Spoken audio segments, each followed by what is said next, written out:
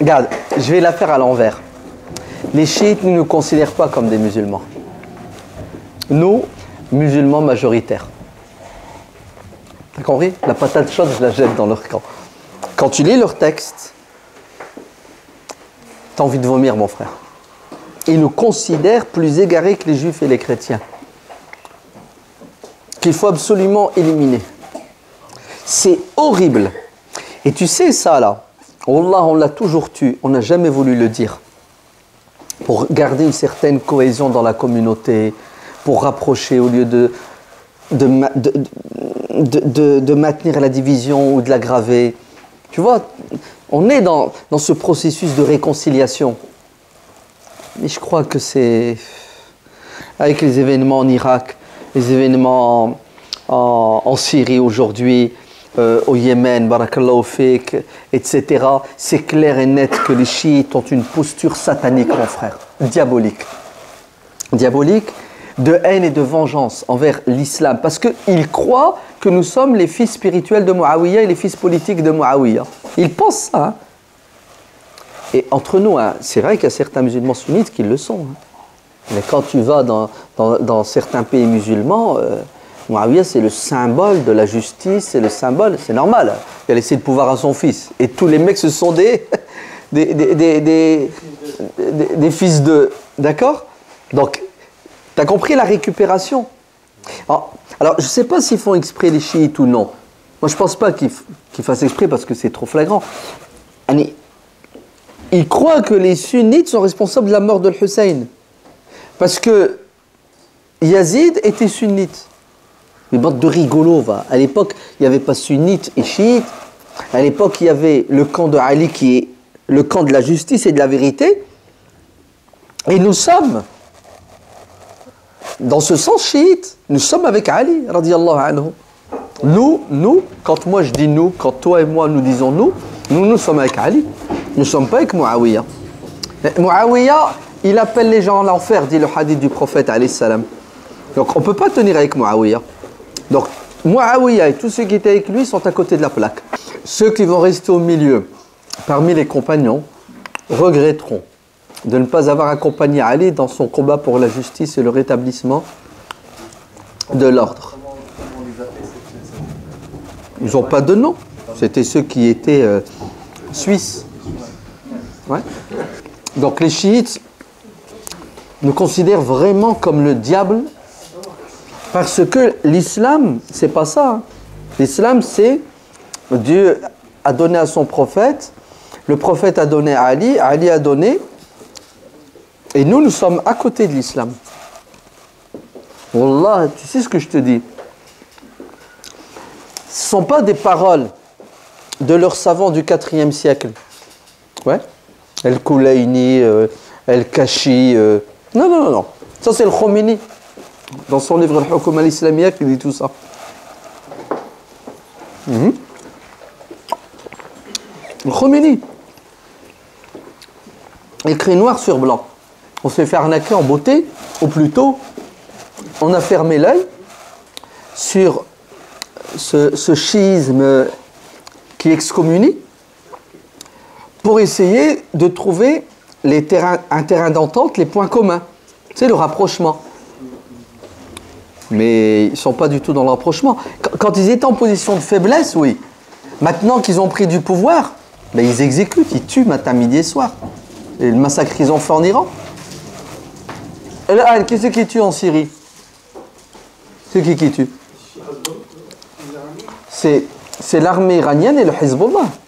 Je suis sûr et certain qu'il doit y avoir des chiites intelligents, des chiites qui condamnent tout ça. Mais malheureusement, la majorité, tu sais, les peuples, ils suivent les dirigeants. Hein. Ouais. Le chiisme, c'est assez particulier parce qu'ils ont un pape. Un pape. C'est-à-dire... Oui, mais je veux dire, vous avez le pouvoir du pape. Quand il dit, c'est Amen. Il est infaillible, le pape. C'est Dieu qui parle à travers le pape. Chez les chiites, le mollah, je ne sais pas comment tu l'appelles, et attention, hein, c'est Khomeini qui leur a sorti la théorie de Wilayatul Faqih. C'est ce que ça veut dire. Ça veut dire, les 12 imams sont infaillibles. Infaillibles, hein, t'as entendu? Infaillibles. Tu te souviens ce que j'avais dit au début? Ils ont l'inspiration. Ils sont même au-dessus des prophètes. Vous entendez, hein? Tout ça, c'est leur littérature. Le Khomeini leur a dit que maintenant, puisqu'il est absent, le 12e, ben, il y a des contacts entre lui et certains. Donc, ils ont vraiment ce système, moi je vais te le dire, de gourou. Non, non, les chiites, ils sont tous d'accord que les compagnons sont des traîtres. Ouais. Ah oui, c'est terrible. Hein. Donc, nous qu'est-ce qu'on dit?